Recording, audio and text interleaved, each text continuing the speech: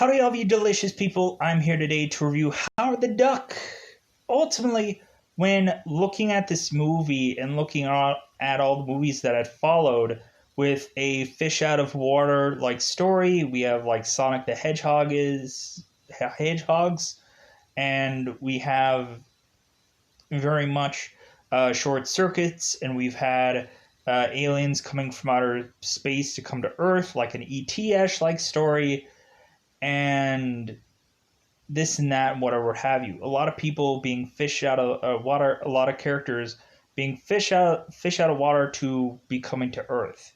When looking at this movie, I really enjoy in this film that we don't have to take seemingly 2 hours to have Howard understand the planet Earth.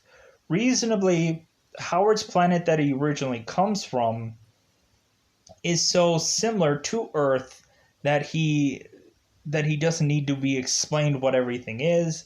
It's a very simple and easy adjustment.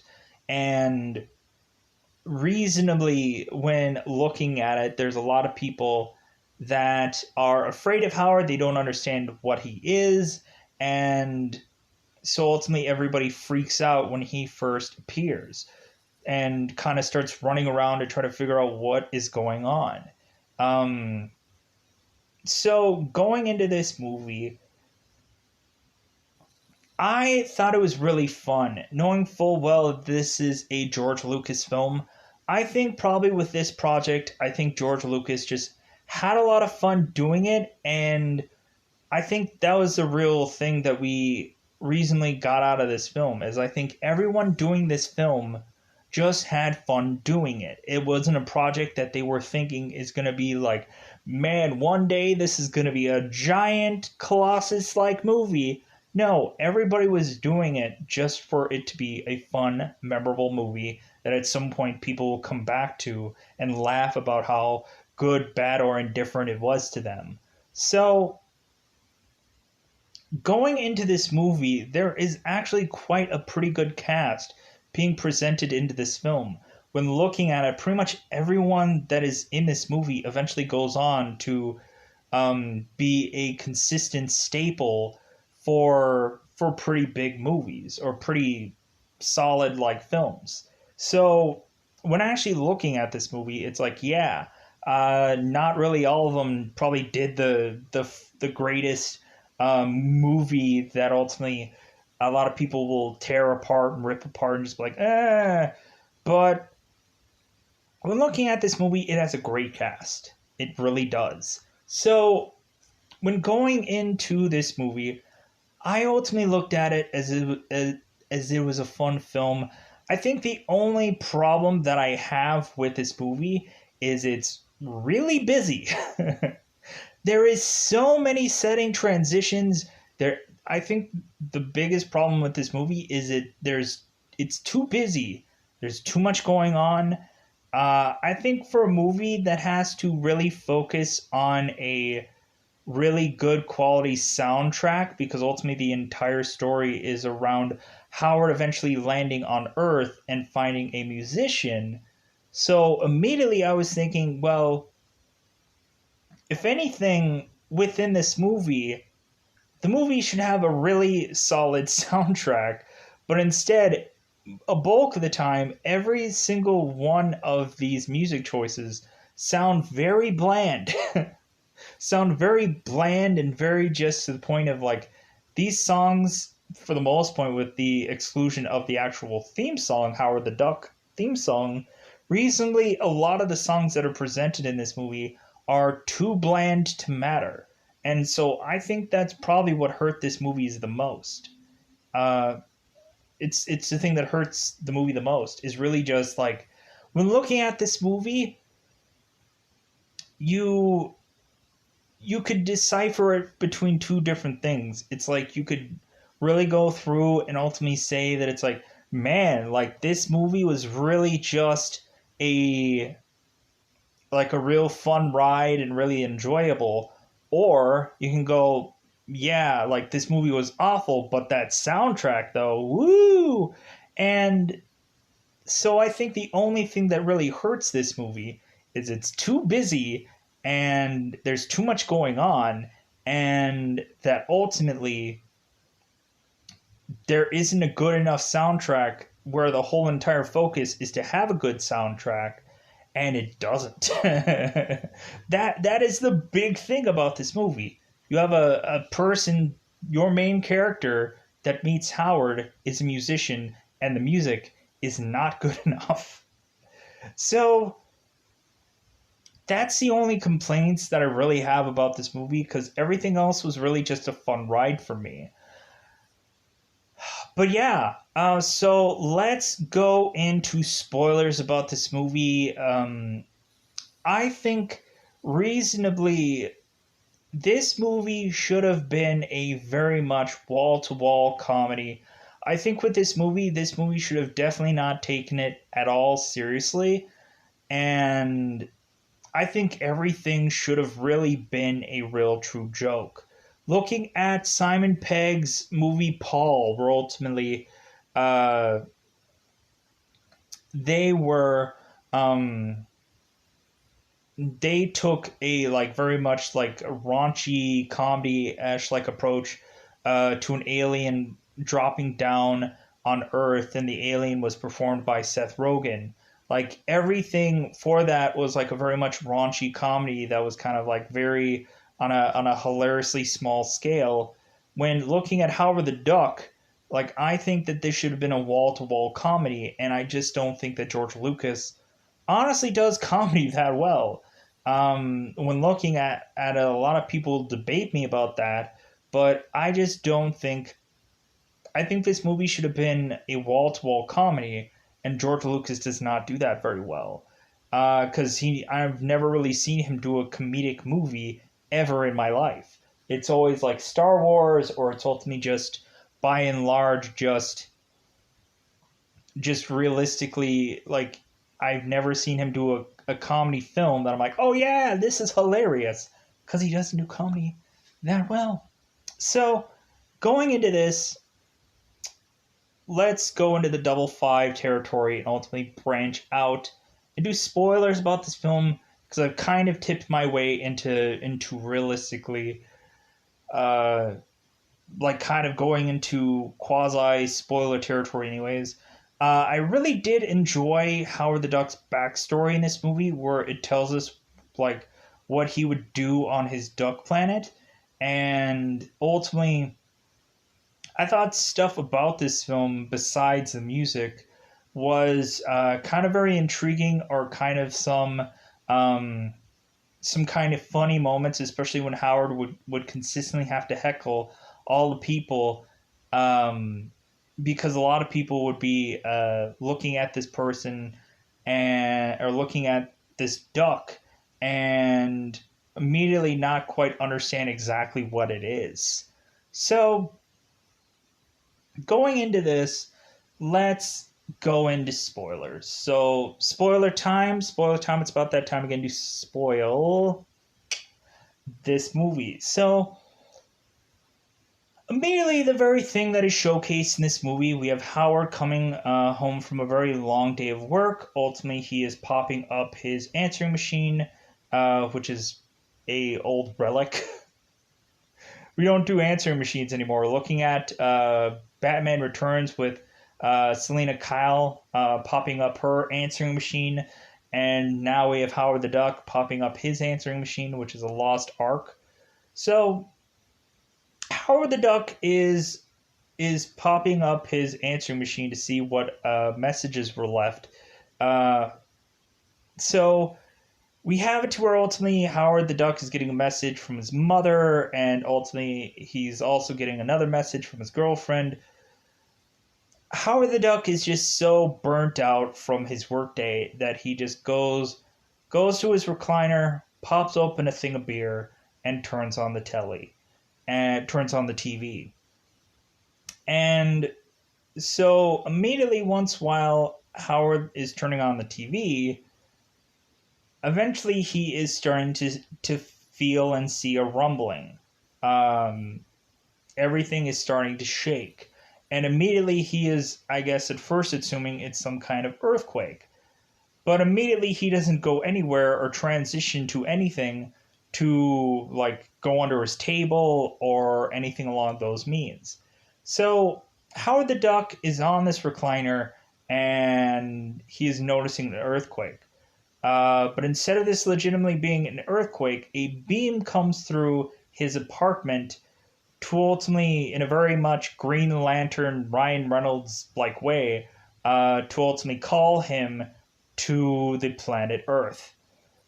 So immediately we just see a rush of scenery where we have Howard the Duck being sucked through this apartment building by some beam.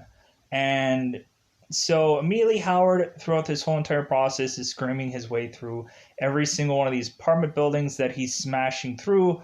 Ultimately, you're seeing a bunch of just random scenery like pieces of each apartment building that is seeing Howard bash through it. We are seeing kind of two people kind of just sitting around. Howard bashes through and they're like, hey, what's going on? We eventually have to where there's one duck showering and Howard bashes his way through her shower room and she freaks out, and so on and so forth, to the point of which where Howard eventually gets out of every single apartment room to eventually be processed and to be dropped down into Earth, dropping through some scenery piece. Then eventually his chair lands on Earth. So Howard at very first is kind of really just kind of scaredly running around. Eventually, he's very much being just kind of making his rounds, and there's a bunch of women either screaming because they don't know what this is, or this and that. So eventually, we get to the point of Beverly performing her music at some bar, and it seems that everybody's dancing to a very bland or generic song that doesn't make sense. And so eventually they end their day, and ultimately Beverly makes her way out of the bar, ultimately to be jumped by two men. Howard eventually sees this because I think he was very much making his way to the bar because he heard music. Howard loves music. So eventually Howard witnesses Beverly getting mugged by two men, and ultimately he's like, you know what? I'm sick of being nice. And so immediately Howard goes to the rescue of Beverly and uses duck foo upon two men. And so ultimately, duck foo, what a weird concept. But anyways, so Howard is performing his duck karate and shoving people into trash cans and kind of just protecting Beverly. And so Beverly is trying to understand what Howard is, and Howard is ultimately trying to understand what planet he is on. So Howard at first asks Beverly, like, what is this? Where are we? And Beverly's like, what are you talking about? And plus, why are you talking? So she ultimately tells him that this is Cleveland, and he's like, man, for a name like that. And she's like, and like, why would a planet get a name like that or something like that? So ultimately, Beverly tells him no, like, this is just a city called Cleveland. The planet is called Earth. And he's like, oh, okay. So we have it to where it is starting to rain. And so ultimately Beverly is trying to make her way home as soon as possible. But she is realizing that it doesn't really seem that Howard has a real place to live. So ultimately she's like, hey, you don't really have a place to live now, do you? And he's like, no. So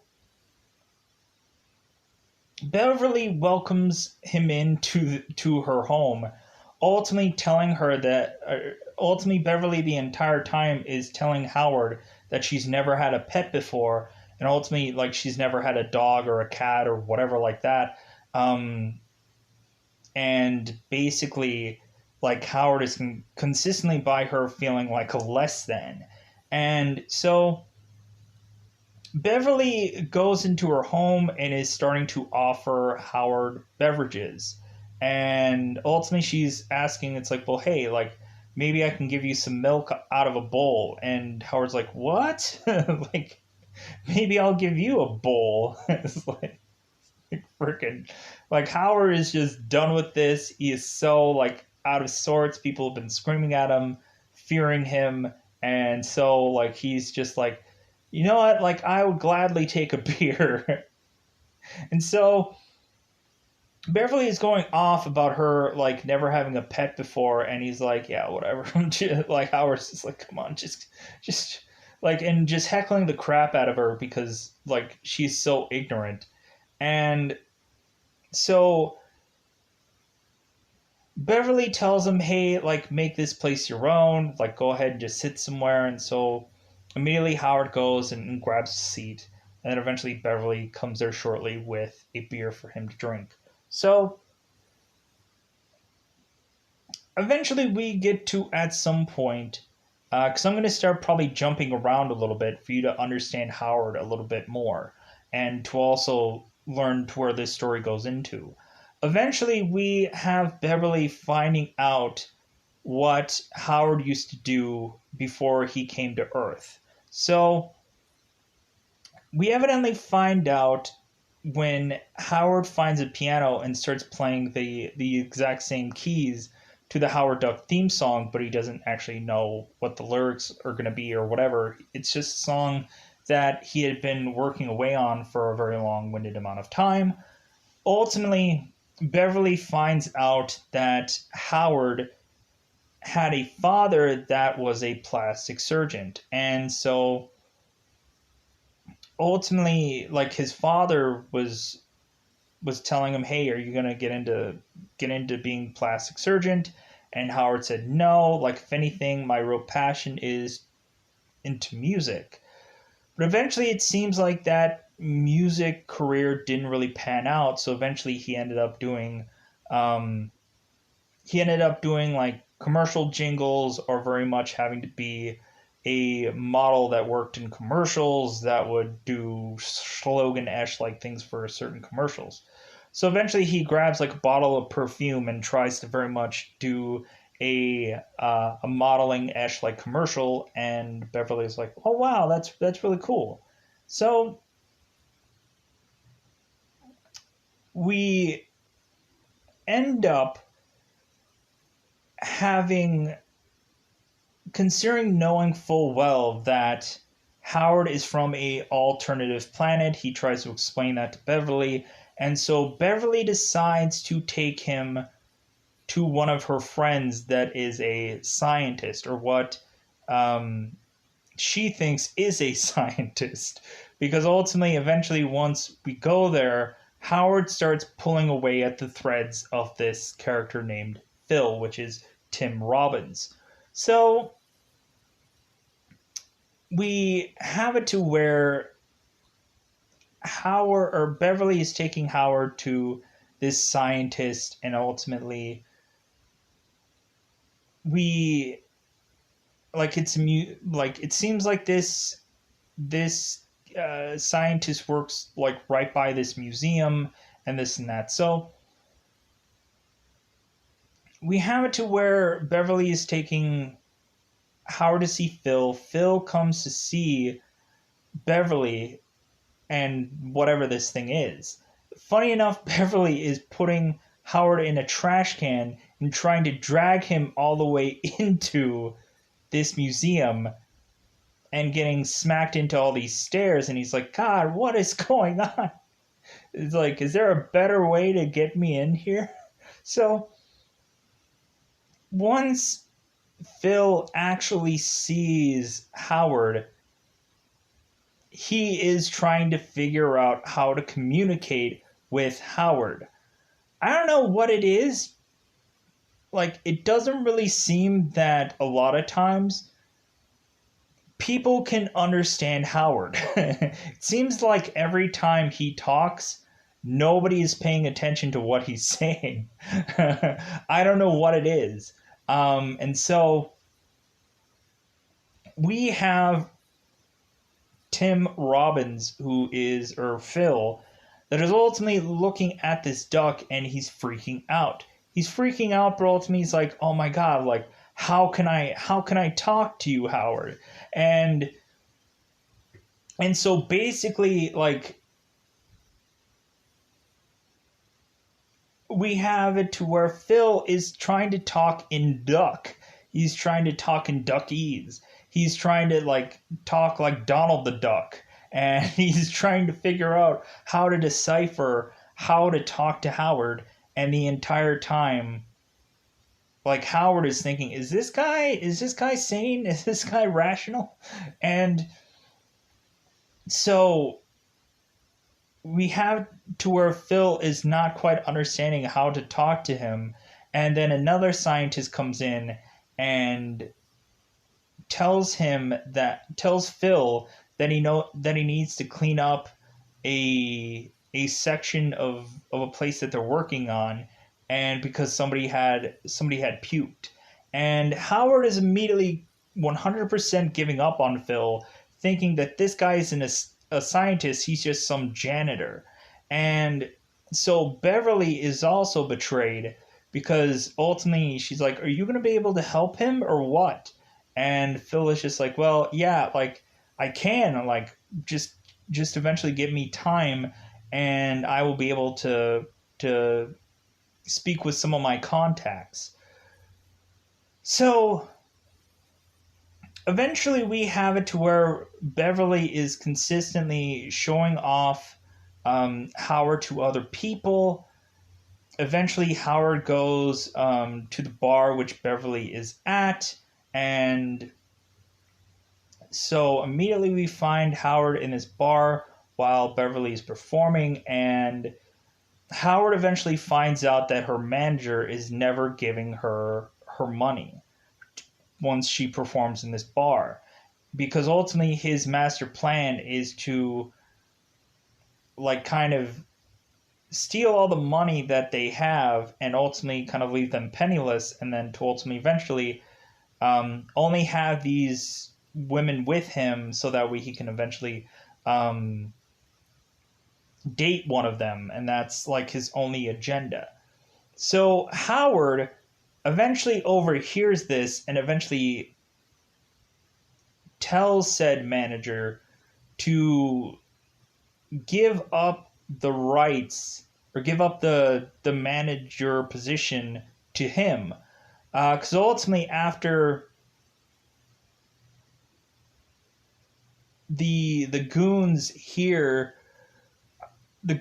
Howard, they're like, oh hey, come on man, like, if anything, like, is Halloween a little bit too late there, buddy? And so they start heckling him or want to throw him out of the bar. And so again, Howard uses his duck foo on all of them.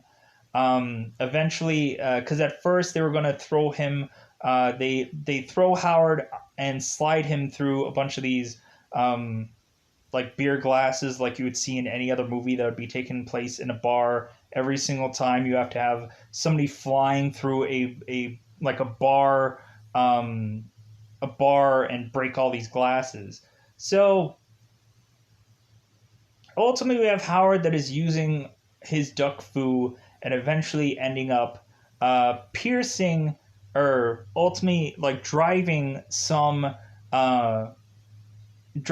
a spike through the manager's earring. So ultimately this manager's earring has a giant hole in it, and he is puncturing the earring of this manager. And so ultimately, after Howard takes down all these goons, eventually he is torturing the manager to ultimately release all of his managerial rights to him. And so also he's also asking for the money that they owe him, or that the manager owes the band. And so immediately the manager tells everyone to be a witness to him giving up the rights to being their manager. And so eventually, after the girls perform, Howard goes into the back and meets the rest of the band. Ultimately, we find out the drummer is actually in a relationship with Phil, I believe, and we just start to meet some of the band, and ultimately Howard eventually gives them the money for their performance because ultimately he had met their previous manager, and he gave them, or he gave Howard the money for them. So eventually we have Phil that is coming into meeting the band because ultimately he really didn't bring them much, but he was hoping that he would come in there to start seeing them undress, which they never, of course, do. So Phil tries to talk to Howard in Duckese again, but immediately just gives up on it. And so eventually Phil is telling Howard that he has talked to some of his contacts, and ultimately it seems that they have figured out where he has come from, or ultimately they have figured out what what happened to him. All that they need is a feather from him. And so immediately Phil plucks a feather off of Howard and then ultimately leaves. So we have it to where Beverly is with Howard in her apartment, and ultimately it seems that much more. Beverly at this point in time is just kind of so thrilled that Howard had got them the money, and so ultimately she is otherwise deciding to almost be very much romantically entangled with Howard, because I'm sure it's been a while since he's been with any of his duck women on Duck World. So Beverly is kind of interested in being quasi romantically entangled with Howard, and so eventually it gets to the point to where Beverly is very much really teasing Howard and this and that, and to where Howard is just kind of getting a little hot under the collar. So we have to where both of them are in the almost romantic entanglement, and we eventually have Phil come back in with two other scientists, Dr. Walter and ultimately a character named Carter, I believe. So Dr. Walter is going to be a big thing through the rest of this movie. Ultimately, a lot of people will know him. Jeffrey Jones, ultimately being a lot of big, huge movies. Very much doing a lot of projects. I know him as being in the movie The Pest with John Leguizamo, and that's where I know him from being on most, but ultimately he's done a barrage of just tons and tons of other films. So going into this movie, we have two scientists that are ultimately realizing what had happened to Howard and are now explaining all of this. So, because ultimately Phil and these two scientists had just walked into this girl's room, or walked into this girl's home, because she had just left the door open, so they just thought they could just walk on in. They didn't knock or nothing. So, ultimately, these two scientists are just going out of their way easily and quickly to explain to Howard what is all going on, and how reasonably what happened is they shot out a laser out in space, and ultimately they found out that laser had brought a presence from another world into their atmosphere. And so ultimately, by bizarrish measures, there was a feather that was left when they had shot a laser out within another dimension. And I guess since Phil had the feather of this Howard, basically the two feathers matched, and so that's what got them to conclude that, oh, this must have been the thing that we shot from another dimension that was put through here. Here's my thing. What is up with all these movies where people have to shoot things from other dimensions, not having a clue what it is? Why do they always do these things wrong? You have movies like The Mist and like all these movies where people are just shooting lasers out hoping they can have other dimensional things come here, and normally when it comes out horribly awry, they are just stubbornly just like, hey, how about we just do it again? So just keep shooting lasers out in the world and see what happens. So we had to where we have it to where these scientists are like, oh my god, like we stumbled upon this new dimensional laser ash like beam.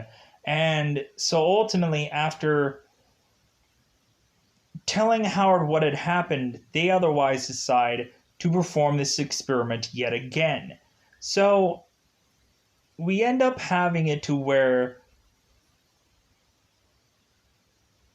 Howard and Beverly are going to this science lab to ultimately see these guys perform this experiment again, hoping this time around that they can ultimately put Howard back onto his home planet.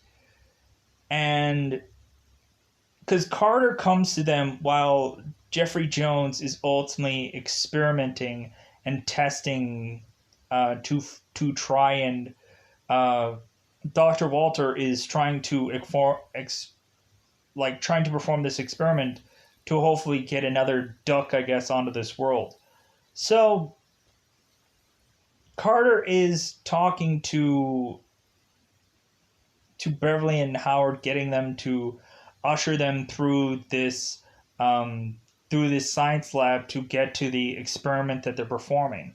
But eventually, the quicker that they get to the lab, they realize that something had horribly gone awry. There's one scientist that is bizarrely seeming like half of his face is burnt, and ultimately saying "my eyes," and ultimately like mentioning how like something went horribly wrong.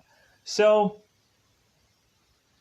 the further and further that they go into this lab, they are starting to see the bodies pile up, and they are ultimately going back to try and find Dr. Walter. It seems like slowly but surely this guy has lost his mind, but there is much more than that inside of him, in his noggin. So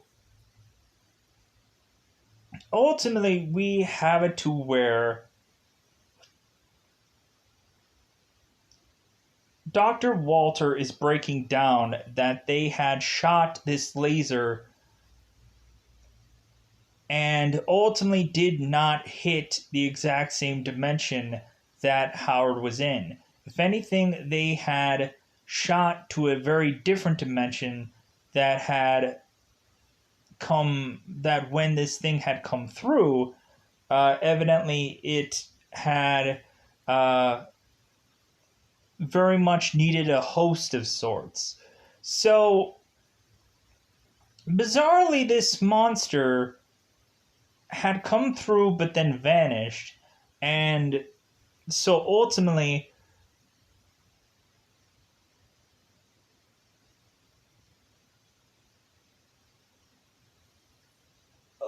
Beverly and Howard are very much going into, okay, well, it seems that Dr. Walter really needs some help. Maybe we'll go and kind of get him to a doctor's hospital or something along those lines. And I guess also they had to just go and stop for food at some point. So we get it to where ultimately Howard and Beverly and Dr. Walter are all driving this car, and while they're driving away, because ultimately at first Dr. Walter seems fine, but the more and more this drive is going along, the more hectic everything is seeming. So Dr. Walter is changing between two different people. At some points, he is very much sounding like maybe he is ill, maybe there's something wrong, and then eventually there's some other deeper voice that is coming through and transitioning, and ultimately telling Howard and Beverly that the world is soonly going to be coming to an end. And so, repetitiously, Dr. Walter is, of course, behind the wheel, and he is starting to lose it behind the wheel to where Howard is jumping on from the back seat, jumping to try to control the steering wheel, and ultimately, like, this car completely goes out of control, and eventually, seemingly ends up getting into a car accident to where ultimately it just leads Dr. Howard, Beverly, and or Dr. Walter, Beverly, and Howard at this diner. So the funniest thing that goes into this is when Dr. Walter is slowly but surely changing into this other entity. And the funniest thing while is going on is Dr. Walter has to tell Howard and Beverly that I'm dead. And ultimately, we have the transition of Dr. Walter to this second entity. And this second supposedly demon that is possessing Dr. Walter and taking over. So while they are in this diner, because ultimately there's nowhere else to go but this diner, ultimately the diner is telling them that they all need to get some kind of food to order in order to stay here. And so we ultimately have it to where at some point we have it to where Dr. Walter is explaining to Howard and Beverly like what had gone on. That ultimately the scientists had punctured a hole into a demon world. And so ultimately he had very much like Howard been sucked through this demon world to come to Earth, and immediately every single one of these demons need a host to survive. Like it's very much kind of like the very first Men in Black, to where ultimately you have a big giant entity that needs a smallish like host to survive. Uh, it kind of feels like Men in Black kind of ripped that off of this movie in some portions of ways. So anyways, we have it to where the Dr. Walter is explaining this, how demon from another world, and then ultimately he wants to uh, go back to have the rest of his demons come to this world and destroy it.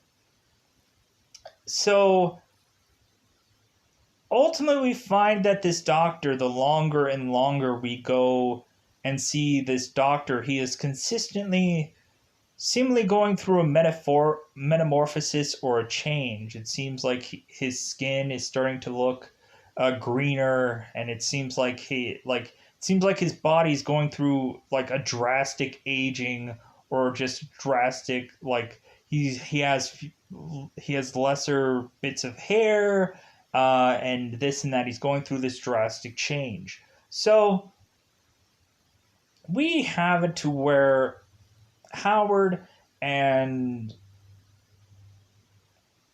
Beverly and this guy is going through this diner, and so immediately they have to order the specials, but then ultimately the specials are like a breakfast special, and ultimately Howard realizes that there's eggs on that on the meal, and he's ultimately just like, oh my god, like I don't want to eat this. I don't want to eat eggs. So the waitress takes it back. So Howard is desperately asking for another beer and he's never going to get one. So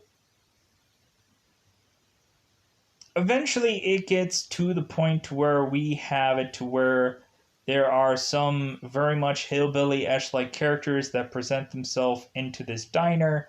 And so immediately Howard is starting to see some problems with some of the people that work at this restaurant, to the point of them grabbing him and very much wanting to chop him up in little pieces like any normal duck or bird or whatever.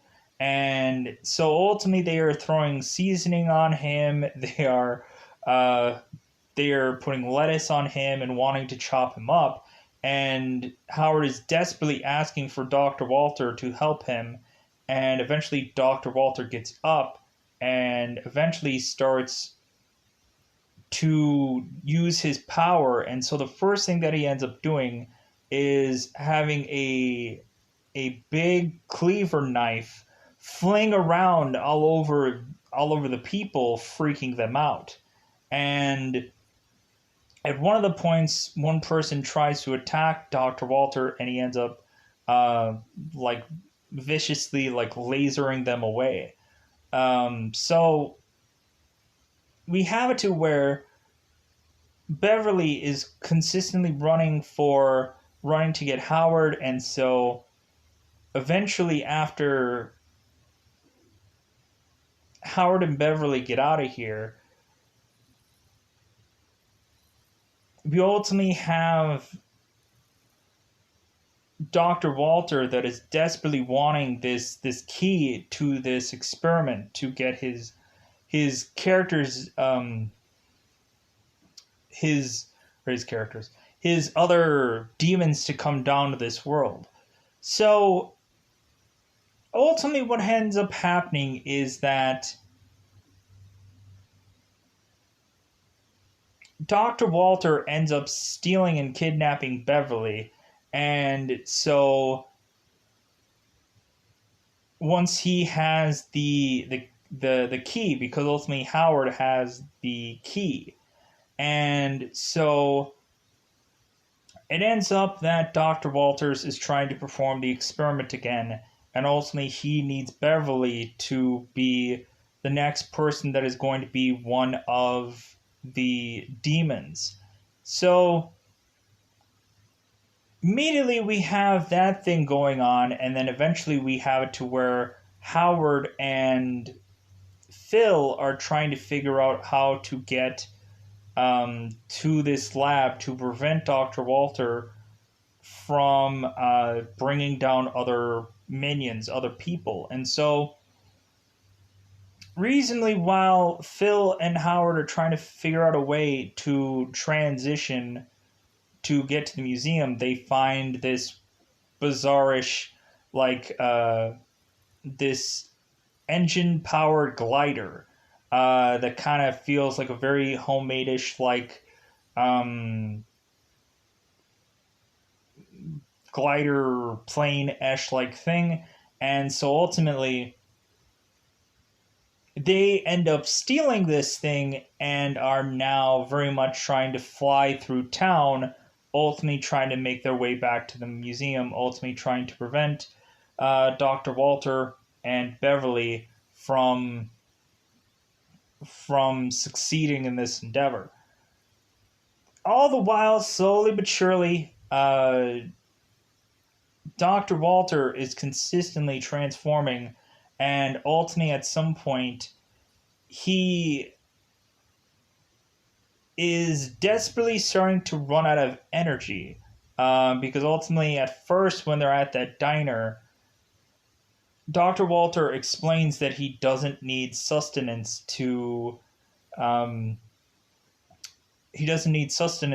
anymore because he's beyond that. But ultimately he desperately needs energy. So while he is driving in this car, he ultimately pops off the thing that ultimately you can heat your cigarettes with. He throws that off to the side, and all of a sudden, bizarrely, exaggerately long, bizarre, alien-esque like tongue forces this alien-esque like tongue forces itself into a part of this car for Dr. Walter to get energy so he can keep on driving. So Howard and Phil are just flying around in this bizarre like contraption. It seems at some point the contraption like loses its fuel line, so eventually Phil has to do all these like extreme like things to ultimately try and get this fuel line back to work. Ultimately, there's plenty of times where it seems like cops are bizarrely chasing them um, while they're trying to get while they're trying to get through these places to get to this facility. So we have it to where there's plenty of jokes going on to where ultimately Phil is missing in action because ultimately he is barely hanging on to a portion of this plane. There are several times where Howard is doing all these weird, bizarre loops and stuff like that,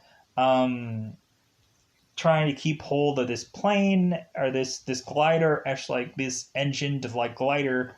So we have to where like eventually they smack into one of these signs, and it's there's so much going on here. There's so much transitional moments going on. It looks kind of funny, but then again, it's also like, what is the point of all of this? So we eventually have it to where Phil and Howard make it to this facility.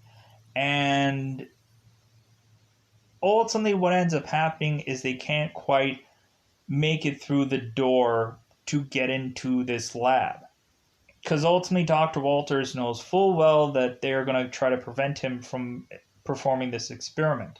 So ultimately, Dr. Walters, aka the demon-esque like Dr. Walters, ultimately is starting the experiment, placing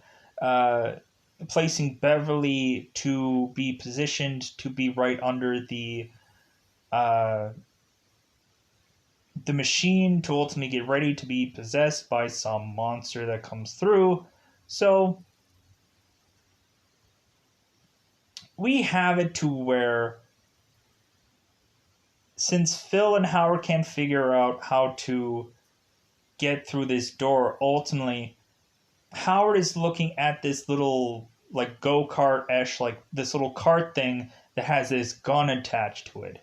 And so Howard is trying to understand what this thing is, and immediately he hits a button by mistake, and Phil is telling him, no, don't hit that button.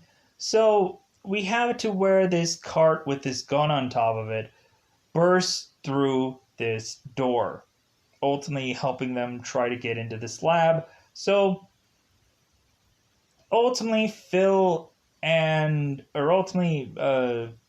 Howard and Demon Dr. Walters are having a talk out.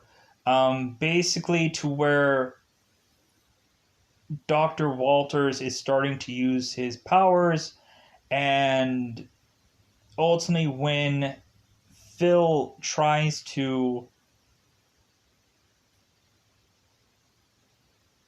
take off Beverly's or loosen Beverly's tie downs to her on this table and try to get her off the table, ultimately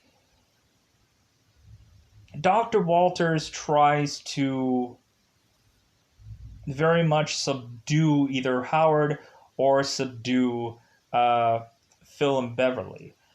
Ultimately, Howard tries to use the gun that is on this little cart thing, and ultimately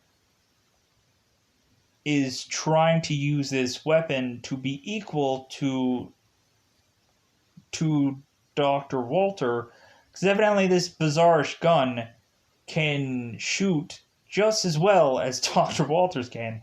And so basically it gets to the point to where seemingly this machine, or seemingly this gun, and Dr. Walter are at an even keel, but then eventually the gun is too powerful for Dr. Walter, and eventually the gun shoots at Dr. Walter. And ultimately, Howard, Phil, and Beverly, all out of um, like Phil and Beverly are fine and they're out of this bizarrish, weird power that Dr. Walters had on them, and Howard is making his way to ultimately see what had happened to uh, now no longer Dr. Demon Walter. So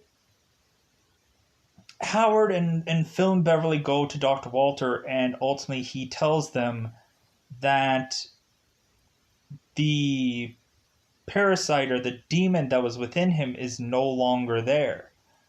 And so ultimately, what ends up happening is Demon Dr. Walter had already started the process of this laser shooting to his dimension to bring people down. And so we have it to where the demon is now outside of Dr. Walter and is now its own thing. It showcases himself because originally what it says is the reason why it ends up jumping on to someone as a host is simply because it would be too menacing to appear and be shown by people. So immediately we now are seeing this thing for realsies, and it is basically the most goofy looking thing, but it is trying to be as disgusting as humanly possible. But I'm kind of looking at it, I'm like, this thing looks kind of really goofy. If anything, I think that they really should have went with a very hilarious like monster, and again, keep trying to go with the jokes. Like, don't try to make this thing like too serious, or like come on, like this movie shouldn't have been at all be taking itself seriously. So everything should have been a joke, everything should have been a really funny thing. And so we finally see this big demonic like figure. And so again, since realizing, well, hey, the gun worked the first time around, how about I just take this gun yet again, take it off this little cart thing, and ultimately just position it to fire at this demon. So that is ultimately what he ends up doing. And so for the second time around, this works. So we have it to where the demons are coming down from their dimension, and it is like a fight against time because evidently Dr. Walters is doing jack crap nothing. He's just sitting around just going, ah, yeah, this is scary. This demon that came down here, oh, he's really scary. So, and plus he also had told us previously before that he was dead, but I guess once the possessing thing that was possessed by him is now out of him, I guess he's still alive again? Makes no sense. So anyways, we have it to where it is a race against time, and so immediately Howard can't figure out how to stop this machine from working. Evidently no one in this room absolutely can't, not even the doctor himself.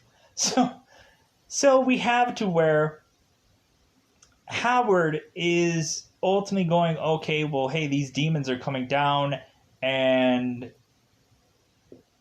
you know what, like Phil and Beverly are ultimately telling him, hey, like, now we have this machine here, we can send you home, but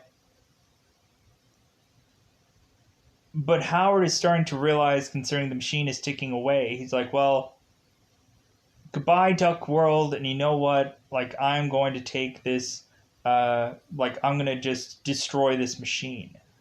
And maybe they're going to rebuild it at some point. Maybe they're going to figure out how to send him home. But reasonably the whole thing is just like goodbye Duck World, ultimately hello Earth, because this is my new home now, because ultimately, yeah, it's just not gonna work out. It's not gonna work out to easily just uh, go back to his home planet. So he gives up on that, and ultimately he just otherwise decides to blow up the machine.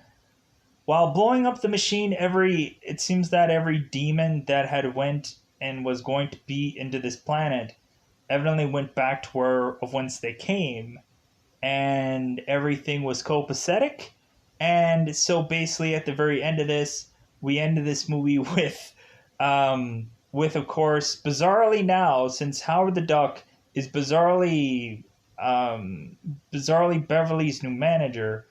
Evidently, this entire movie has to end with the theme song of this movie at this big, lavish concert that, like, I just don't quite understand how we got from point A of singing to a bar to all of a sudden having this very big, lavish concert. Don't quite understand that, but okay, it is what it is. So, because evidently Beverly's music was good all along, but was just in the wrong places to sing her music. So Beverly is going on playing her music and is like, yeah, like this one is dedicated to our manager. And so they start singing the Howard the Duck theme song. And ultimately, Howard the Duck and Phil are off to the side, evidently bizarrely. Phil transitioned from being a scientist to now being a roadie who is very much telling people what to do backstage, and ultimately Howard is just watching from bizarrely some very high off like location, and ultimately Phil is telling him to pull on one of the ropes, and of course Howard pulls on the wrong rope, ending up taking him from off stage to being presented on this one item on stage. So Howard the Duck is like, okay, what do I do? Phil gives him a guitar and tells him to rock out. So immediately Howard plays a little ditty on a guitar and ultimately is playing this kind of back and forth with Beverly as a little challenge between the two. And that is just how the movie just eventually just goes off. I was like, woohoo, yeah, we did this concert. We're now this big and hugely popular Esh-like thing. And ultimately, this Howard the Duck song is really picked off for reasons I don't really quite understand. How did all that, like, you would have thought that there would have been some lead up to now, like, telling us that Howard the Duck had become this hugely popular thing that he had just transitioned from. And here's the thing that I left out. So there had been a time where ultimately Howard had separated from Beverly, and I left this whole thing out.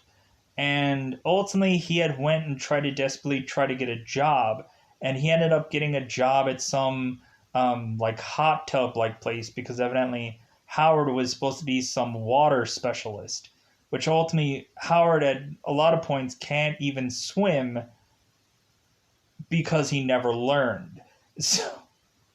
So there's a lot of times whenever Howard is in some kind of water-like environment, he can't even swim, to the point to where at one point Phil had to rescue him from the water, and he's like, God, how are you a duck and you've never learned how to swim?